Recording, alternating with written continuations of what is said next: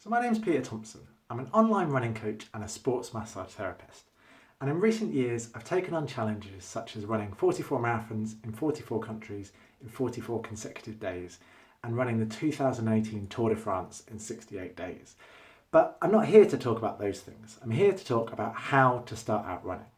And I'm going to go through some tips and advice so that by the end of the video, you should hopefully have a really good idea about how to start out your running journey in a really positive and successful way. So tip one is just to simply think about why you want to be a runner. And I know that might sound stupid or obvious, but you'd be amazed that if you forget those reasons or you don't understand those reasons properly, that you can quickly lose interest and forget why you started something in the first place. So get a pen and paper and write those reasons down on that list. You know, it may be that you want to lose weight, it may be that you want to connect with friends, it may be that you want to take on a particular challenge, or you want to improve your mental health by getting out running and getting outside.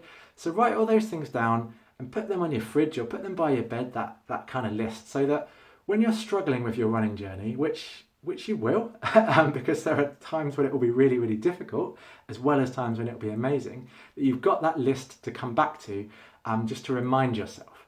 And just that very process of writing those things down will also help to embed them in your mind for when you need them most, when you're struggling on that run, that you can think back to that reason that you started in the first place. So tip number 2 is that you might actually have to walk before you start running. And again, I know that might sound silly and might be frustrating, but the reality of it is, if you haven't run for a while, or you're just new to running, that if you just go out and run, you are far more likely to get injured if you don't involve some walking in that. So if you can start by doing some sessions where you might run for 1 minute, walk for 1 minute, or you can obviously build that up to running for 2 minutes and walking for 1 minute. And that process is really important for helping your body adjust. And mentally, it's also really, really important because one, it's a little bit easier to do that at the start, which means that it kind of makes that process and that motivation a little bit easier. But also it helps to find those periods of time that you need in the day to do that session. So if you have a training plan that involves doing something for 3 or 4 days a week, learning how you fit that into your daily routine of work and everything else that goes on in life is really, really important. And by doing that with walking at the start, that can be a really, really important process. So tip number 3 is to not get put off by the amount of kit that you think that you might need to be a runner. Because there is so much complicated kit out there now, but in reality, all you really need is a pair of running trainers. Any old shorts or tracksuit bottoms and any top is all you really need to be a runner. You don't need these GPS watches, you don't need kind of compression tights and socks and belts and bags and whatever else you might think that you need. You just need that pair of running shoes. And in terms of running shoes, there is lots of different opinions on cushion shoes and minimalist shoes and shoes that are for different terrains and barefoot shoes. And again, that can be a real minefield when you're starting out running. What I would suggest, I would think is a really, really important thing is to go along to your local running shop. What they will do is they will talk to you about what shoes you need. They will probably do like an analysis of your running. And also, I know lots of kind of running shops near me, and they are run by people who really care about running. They're part of the community and they want to help people start running, and they're enthused by that. So go along and take that advice, take that enthusiasm on board, and you'll go away with so much more than a pair of running shoes. And then, in the future, if you want to get those online, which might be a little bit cheaper, or to continue to support your local kind of community running shop, then do that. But get that pair of running shoes and don't be put off by the rest of the complicated kit that you think you need, because you don't.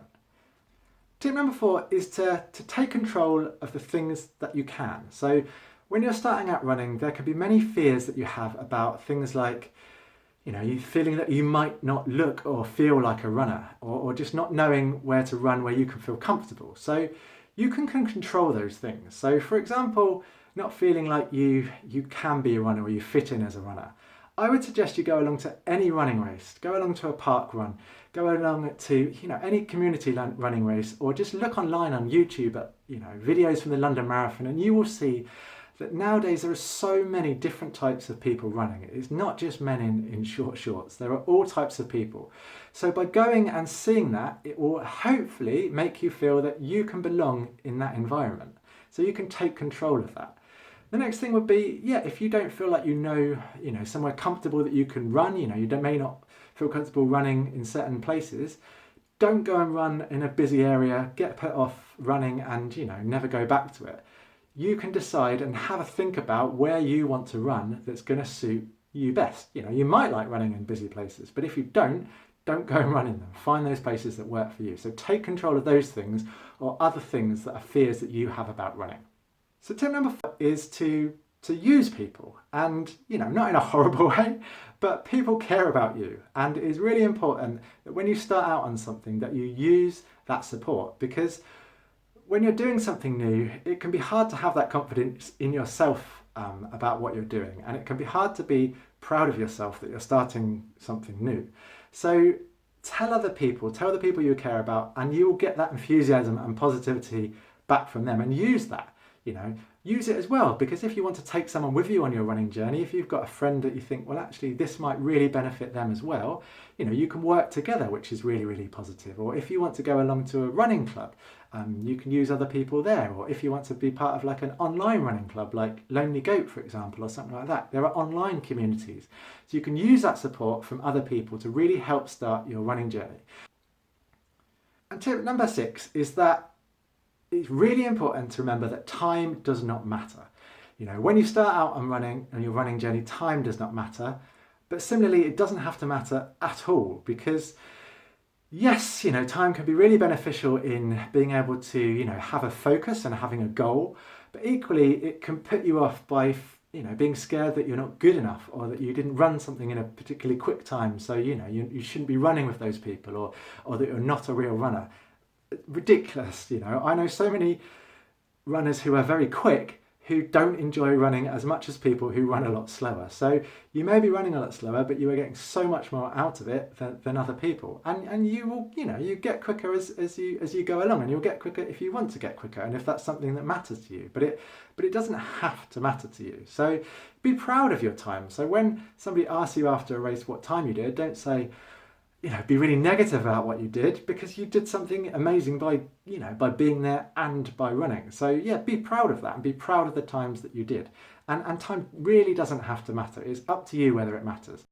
So the last tip is just to say that running is an amazing opportunity to improve your physical health, your mental health, find a focus, but it doesn't just happen overnight. You have to work at it. If you just go out for a run, it doesn't mean you're suddenly going to feel happier, you're suddenly going to be fitter. You have to work at it. So I would suggest going through some of the kind of steps and the tips that I've talked about thinking about why you run, making sure that you don't get bogged down with that kit, that you use other people and you take control of the things that you can. So it just means that you will hopefully start your running journey in a much better place than just if you go out that front door and you haven't even thought about why you want to do it. So I'm going to be doing weekly how-to videos. Also on my website, petethompsononline.com, is information about the kind of online coaching services I offer, if those are things that would interest you. But hopefully, you've got something out of the session, and if you want to subscribe to the channel, that'd be brilliant. And hope you enjoyed it.